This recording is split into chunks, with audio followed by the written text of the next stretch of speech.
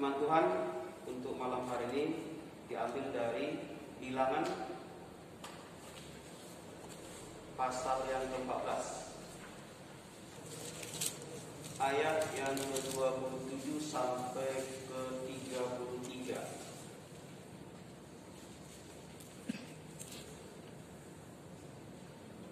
Kami ambil sesuai dengan di Almanak minggu ketiga bulan September. Mari Bapak-bapak kita baca bergantian.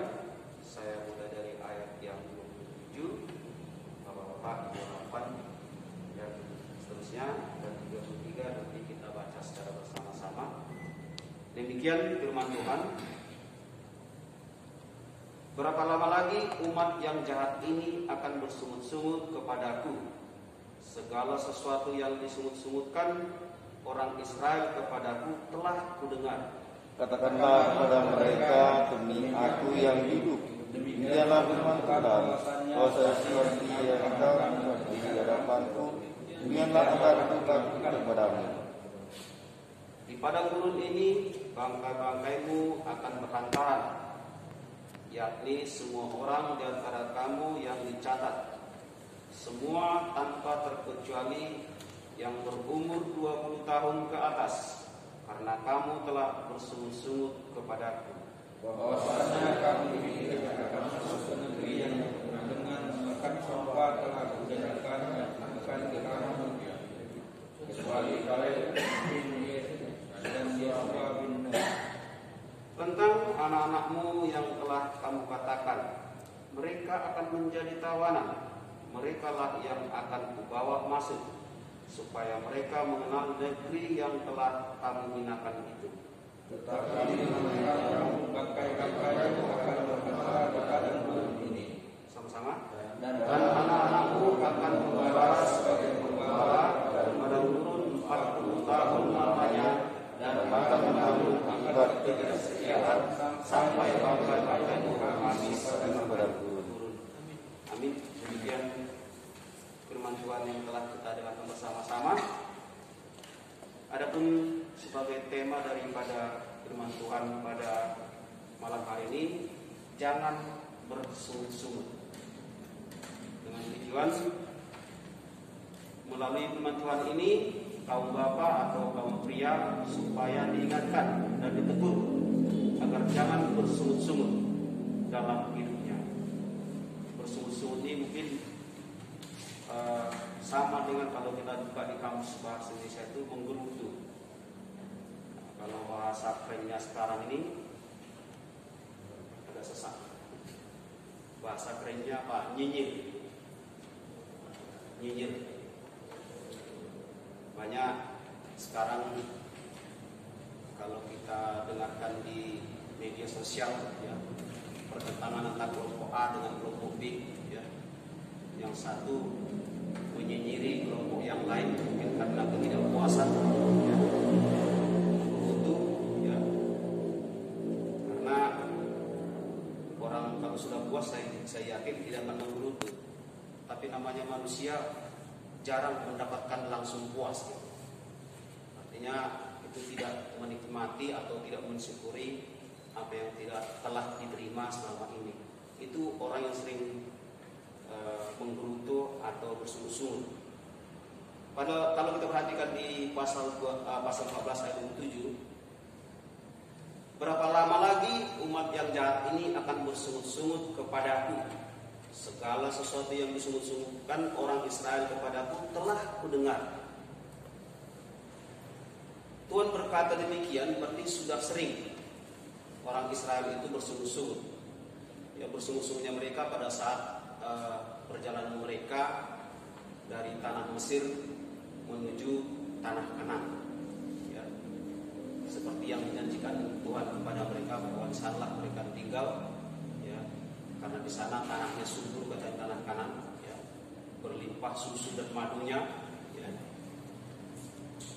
Nah, kalau kita perhatikan kembali di ayat atau di pasal-pasal atau di surat-surat sebelumnya seperti di Keluaran, ya, sungut-sungut mereka salah satunya pernah mengatakan, apakah yang akan kami minum? Itu terjadi waktu di Mara, ya.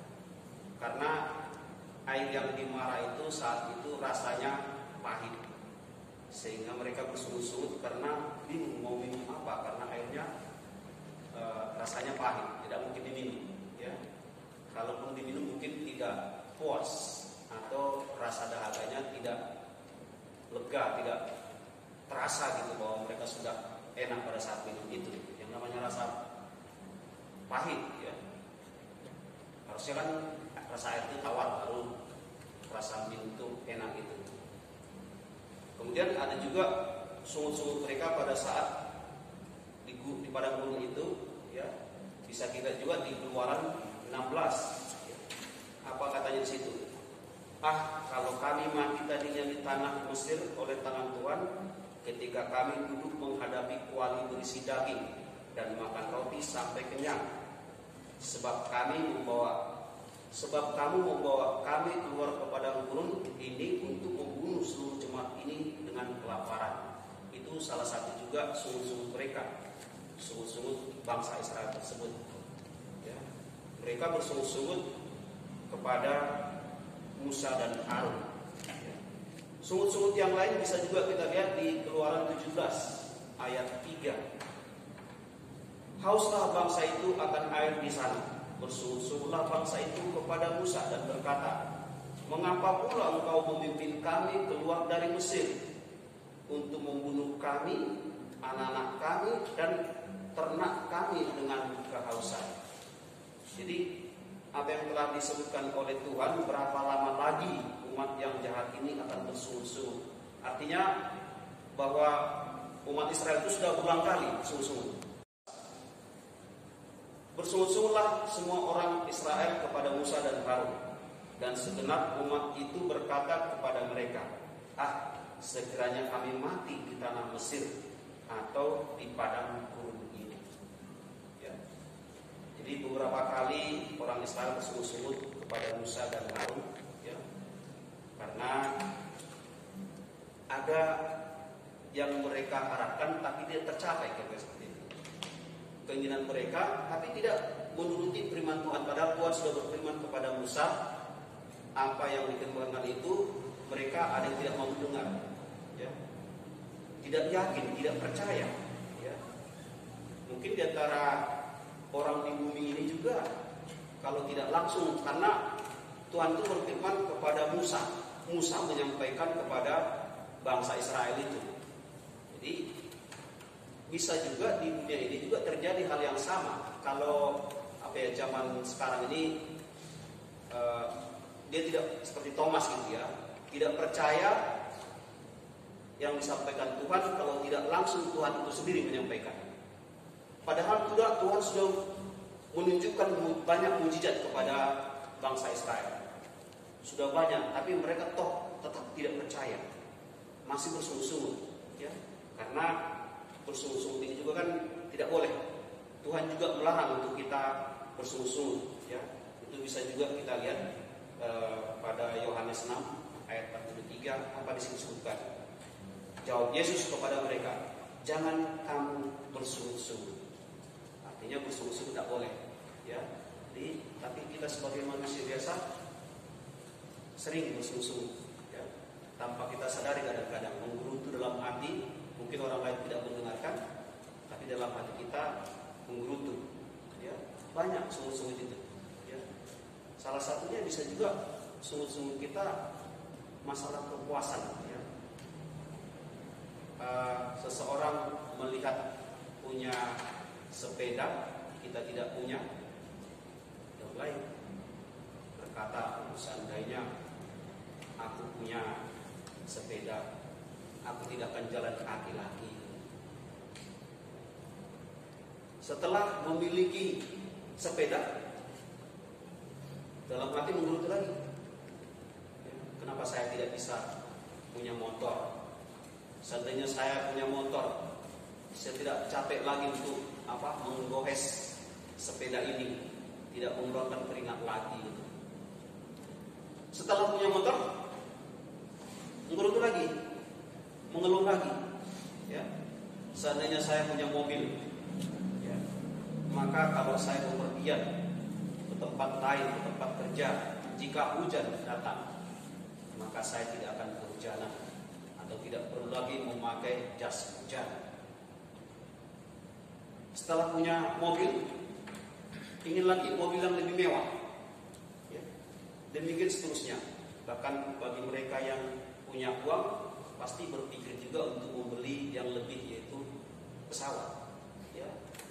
Tapi kalau misalnya kita kembali lagi ke bawah, ada orang pincang naik kursi roda, ya. Apalagi yang dikatakan oleh pejalan kaki tadi, tidak bisa lagi berkata apa-apa. Dan kalau yang cacat tadi melihat mereka yang tidak puas ini, akan berkata, kenapalah mereka ini tidak pernah mengatakan syukur, mengucap syukur. Mereka sudah punya, sudah bisa berjalan, tapi mereka masih meminta lebih daripada itu, ya. Kita mau menyampaikan bahwa setiap apa yang kita peroleh, setiap apa yang kita nikmati, maka tetaplah kita syukuri. Artinya itulah rancangan Tuhan, ya. Mungkin Dia tidak akan memberikan kepada kita lebih dari kemampuan kita, ya. Mungkin akan salah jalan, salah penggunaan, ya. Itu sering terjadi, salah penggunaan. Dia mendapat yang lebih, ada juga pendapatan yang lebih itu bukan dengan cara yang baik. Akibatnya bisa salah jalan, salah penggunaan kepada jalan yang tidak benar. Termasuk juga dalam pekerjaan, ya. Dalam pekerjaan juga seperti itu, ya. Sering kita dongkol atau menggerutu melihat orang lain, ya. Saat ini mungkin kita hanya sebagai pekerja biasa, karyawan biasa, ya. Inginnya jadi mandor, ya. Setelah jadi mandor, inginnya jadi bos atau kepalanya mandor lagi, ya. Sampai ke lebih tinggi. Kadang-kadang untuk mendapatkan itu pun tidak sedikit orang berbuat yang tidak bagus dengan cara-caranya sendiri untuk mencapai tujuannya sendiri. Bapak-bapak yang dikasihi oleh Tuhan Yesus Kristus, kembali kita ke pasal 28 dan 29. Katakanlah kepada mereka, demi Aku yang hidup, demikianlah firman Tuhan, bahwasanya seperti yang kamu katakan di hadapanku, demikianlah akan kulakukan kepadamu. Di padang gurun ini bangkai-bangkaimu akan berhantaran, yakni semua orang di antara kamu yang dicatat, semua tanpa terkecuali yang berumur 20 tahun ke atas, karena kamu telah bersungut-sungut kepadaku.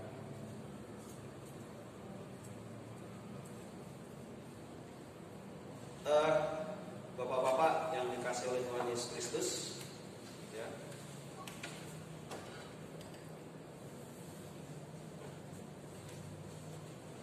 Sungut-sungut semua bangsa Israel bersungut-sungut, ya. Ada yang, tapi kecuali yang berumur di bawah 20 tahun, ya.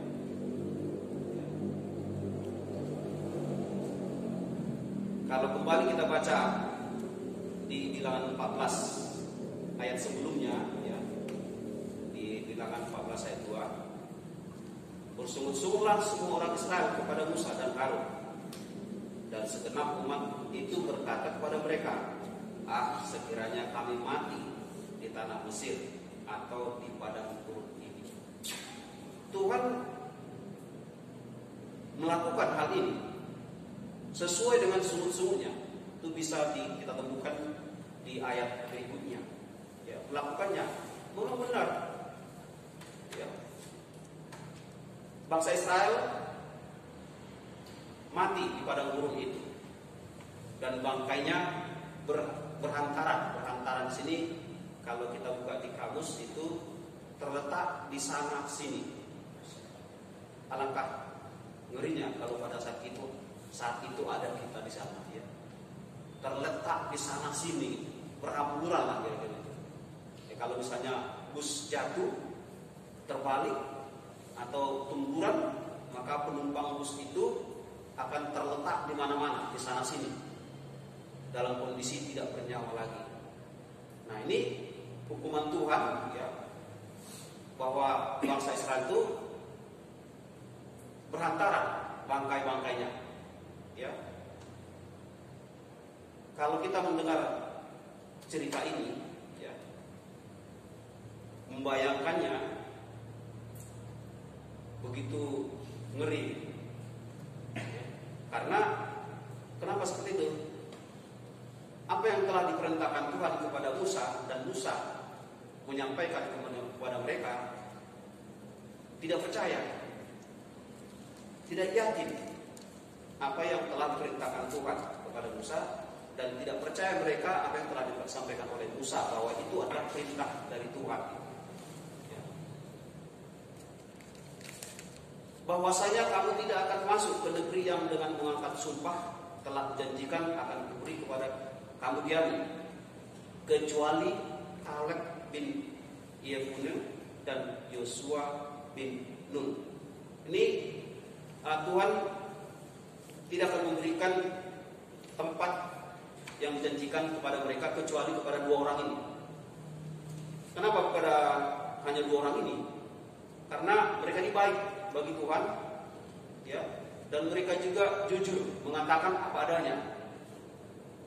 Pada pasal sebelumnya, Tuhan meminta Musa agar mengutus pemimpin-pemimpin Israel itu untuk mengintai tanah Kanaan, bagaimana situasi dan kondisinya di sana, ya, apakah baik atau tidak, ya. Maka Musa mengutus, ada, kalau kita dibuka Bilangan 13 itu kalau nggak salah ada 12 orang. Musa mengutus ke sana untuk mengintai tanah Kanaan dan membawa hasil yang di tanah Kanaan itu memang benar apa adanya, bagus itu, hasilnya bagus. Tapi di antara mereka itu, banyak di antara mereka itu mengatakan bahwa bangsa yang diam di negeri itu kuat-kuat dan kotanya berkubu dan sangat besar. Juga keturunan Enak. Keturunan Enak ini kalau salah keturunan raksasa, ya, telah kami lihat di sana. Ini berita hoax. Kemudian ada juga mengatakan kita tidak dapat maju menyerang bangsa itu karena mereka lebih kuat daripada kita, ya. Dan ada juga yang mengatakan negeri yang telah kami lalui untuk diintai adalah suatu negeri yang memakan penduduknya. Apa namanya ini, ya? Istilah kanibal, ya, kanibal. Mereka yang mengatakan seperti itu, pemimpin-pemimpin dari Israel yang dipilih oleh Musa tadi, yang disuruh mengintai itu melaporkan seperti itu, ya. Dan semua orang yang kami lihat di sana adalah orang-orang yang tinggi-tinggi perawakannya. Itulah orang Enak tadi, raksasa gitu kan. Dan juga ada yang mengatakan, juga kami lihat di sana orang-orang raksasa, orang Enak yang berasal dari orang-orang raksasa. Dan kami lihat diri kami seperti belalang, dan demikian juga mereka terhadap kami. Jadi mereka atau orang Enak tadi melihat utusan dari Musa ini, dilihat oleh mereka itu seperti belalang juga, ya, dan mereka juga merasa dirinya seperti belalang. Padahal semuanya ini adalah berita bohong, berita busuk. Ya, bisa kita baca di situ ada yang mengatakan berita busuk itu, atau hoax lah, ya, zaman sekarang ini namanya hoax. Tapi bagaimana dengan Yosua? Yosua ini disebut juga dengan Hosea, ya. Bagaimana dengan Yosua dan Kaleb? Mereka berkata, tetapi Yosua dan bin Nun dan Kaleb bin Yefune yang termasuk orang-orang yang telah mengintai negeri itu mengoyakkan pakaiannya dan berkata kepada segenap umat Israel, negeri yang kami lalui untuk diintai itu adalah luar biasa baiknya. Dan Tuhan juga melihat hal ini. Tidak mungkin Tuhan tidak tahu semuanya, ya. Ya. Tuhan sudah tahu semuanya, ya, sudah tahu. Sekalipun Tuhan menyuruh Musa agar Musa memilih pemimpin-pemimpin untuk berangkat ke tanah Kanaan, mengintai tanah Kanaan yang dijadikan Tuhan kepada mereka untuk ditempati. Ya. Pada saat kejadian ini, mereka berada di padang gurun Paran. Berapa hari di sana? Mereka tinggal selama mengintai itu selama 40 hari, berarti 40 hari sana di padang gurun Kanaan. Ya.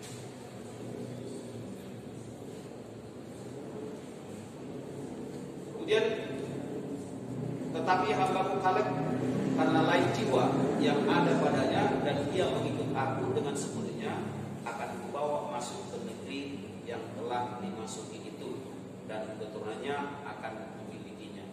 Jadi keturunan Kaleb dan Yosua tadi akan masuk ke negeri itu beserta keturunannya akan memiliki negeri itu, negeri atau Kanaan tersebut.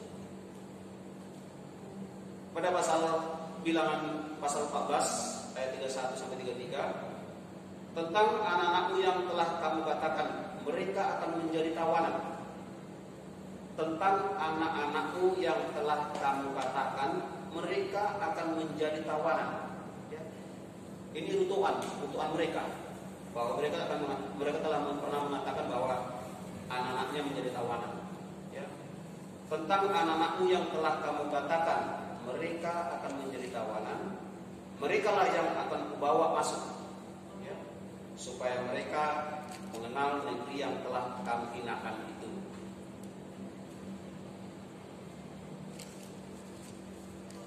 Di mana kita temukan pernah bahwa bangsa Israel itu mengatakan anaknya menjadi tawanan?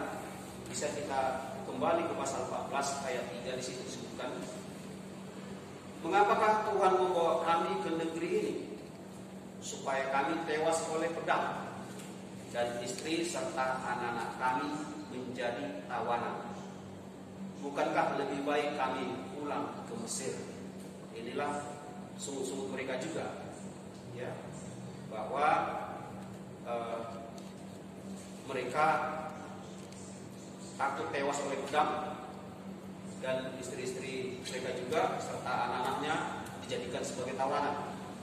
Benar, Tuhan menjadikan anak-anak mereka menjadi tawanan. Makanya Tuhan memberikan pengembaraan jadi penggembala selama 40 tahun. Mereka di situ berada waktu saat mengintai itu selama 40 hari. Ya. Maka tawanan, anak-anaknya menjadi tawanan dijadikan 40 tahun dengan menghitung bahwa satu hari dalam pengintaian itu dihitung 1 tahun. Jadi dikalikanlah 40 hari kali 1 tahun. Jadi 40 tahun lamanya menjadi pengembara sebagai penggembala. Kemudian pada ayat 32, tetapi mengenai kamu bangkai-bangkai itu akan terhantaran di padang gurun ini. Jadi sesuai dengan sungut-sungut mereka juga bahwa mereka akan tewas, akan mati di padang gurun itu. Tuhan melakukan itu. Ya. Tuhan melakukan sungut-sungut apa yang mereka sungut-sungutkan. Dan benar, mereka mati di padang gurun itu secara berhantaran. Ya. Terletak atau berserakan di sana sini. Ya. Saya tidak bisa membayangkan, ya, anak-anaknya selama 40 tahun di situ sampai habis bangkai-bangkainya. Ya. Kalau kita simak di ayat ini atau di tulisan ini, bahwa berarti nggak ada waktu untuk mengubur bangkai-bangkai tersebut. Ya. Sampai habis di padang gurun itu. Ya. Dan anak-anakmu akan mengembara sebagai penggembala di padang gurun 40 tahun lamanya dan akan menanggung akibat ketidaksetiaan sampai bangkai-bangkaimu habis di padang gurun. Artinya yang umur di atas 20 tahun tadi. Jadi karena mungkin di bawah 20 tahun anak-anak statusnya dan tidak mengerti apa-apa. Mereka hanya ikut apa kata yang dewasa atau orang tua mereka. Jadi tidak termasuk kategori mereka yang menggerutu. Tapi zaman sekarang juga anak-anak sering menggerutu. Tapi dalam artian menggerutunya anak-anak, sungguh-sungguhnya anak-anak sifatnya sementara. Dan sungguh-sungguhnya pun biasanya kepada orang tua, ya, karena nggak dikasih duit bersungut-sungut, atau karena uang jajannya kurang bersungut-sungut. Tapi itu kepada orang tua, bukan kepada orang lain. Kalau kepada orang lain biasanya anak-anak di sekolah, ya, karena ada pertengkaran selisih paham dengan kawan-kawannya, laporlah sama orang tuanya, bersungut-sungutlah kepada orang tuanya. Atau mungkin dilihatnya kawannya perbedaan yang menyorok, bersungut-sungutlah kepada orang tuanya, minta belikan dengan yang sama. Sering terjadi itu. Ya. Nah, bapak, mama belikan aku sepatu cuca ini, kawan aku bagus-bagus. Nah, bersungut-sungut juga, tapi bukan bersungut-sungut kepada Tuhan. Bersungut-sungut hanya kepada orang tuanya, dan orang tuanya bertanggung jawab dalam hal ini untuk membimbing anak-anak mereka, anak-anak kita, terutama sebagai bapak-bapak. Marilah kita bimbing anak-anak kita sehingga dapat menerima situasi dan kondisi di sekitarnya dan tidak terjadi bersungut-sungut sekalipun kepada kita kaum bapak atau kepada orang tuanya. Mungkin ada beberapa cara bagaimana kita agar tidak bersungut-sungut. Ya. Yang pertama, kita harus percaya bahwa semua yang terjadi atas kehendak Tuhan, dan itu yang terbaik untuk kita, dan Tuhan selalu pegang kendali. Ya. Jadi semua yang terjadi itu kita harus percaya bahwa itu adalah kehendak Tuhan. Ya. Kadang-kadang benar ya, kita tidak percaya bahwa itu kehendak Tuhan. Ya. Kalau misalnya kita jatuh dosa yang berat-berat, misalnya naik motor jatuh, langsung ngomel, ya. Jatuh, tapi kan artinya hanya jatuh. Kalaupun hanya luka sedikit, ya tetap kita bersyukur. Bagaimana lebih dari itu? Ya. Saya punya pengalaman juga yang jatuh di jalan, gitu kan. Kadang-kadang ya benar, kadang-kadang bersungut-sungut juga kita, tapi kepada yang membuat kita terkejut, ya, karena saya pernah dulu jatuh di Kumai Talang situ, pagi-pagi gerimis pula, ya, pas di tikungan berhenti mobil taksi, ya, gerimis, jalan licin, jadi pas tikungan saya tikung terkejut, terbalik, ya, terbalik ke kanan pula, seandainya ke kiri masih mendingan, ini ke kanan. Dan untungnya, ini kita sifatnya kan, tetap itu kan namanya bersyukur tadi. Baliknya ke kanan. Untung tidak ada mobil nyusul di belakang saya. Nah, itu artinya kita tetap bersyukur. Dan tidak perlu kita menggerutu atau bersungut-sungut pada Tuhan. Kalau misalnya ada sungut, pasti ada ya. Bersungut-sunutnya kepada yang membuat kita tadi jadi terbalik. Ya, taksi yang berhenti di depan saya itu. Jadi ujungnya kita ngomong dalam hati, kenapa berhenti pas tikungan? Karena pada saat dia berhenti di tikungan itu, karena mau mengangkat atau mengambil penumpang anak sekolah naik ke Struktur, rumahnya dekat situ.